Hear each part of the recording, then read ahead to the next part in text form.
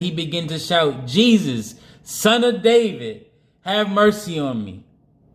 Now, what came to mind is that and this is, oh God, faith comes by hearing. Now, this is a physical blind man, which means he couldn't even read the Old Testament, which means he had to hear the Old Testament from other people and elect to believe in the words that he heard. That's why when people are like, show me in the Bible, that's a telltale sign of little to no faith, because you should have insight from your heart, mind, and soul to believe the truth spoken about Jesus Christ.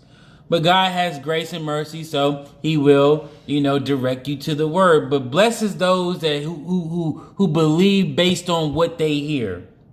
Now think about it. For Bartimaeus to be a physically blind person, to call Jesus Son of David. Now remember, if you don't know, that it was told that the Messiah would come from the lineage of David.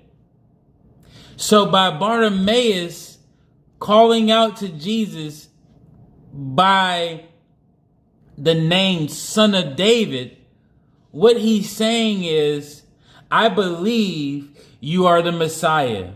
I believe you are the Christ, and I've never saw you with my eyes. And remember, faith is to be sure in what you hope, certain in what you cannot see.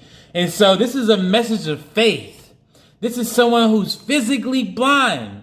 He's a beggar, which means he's in a lowly position. Yet when he heard Jesus was near, he cries out and says, Jesus, Son of David, have mercy on me.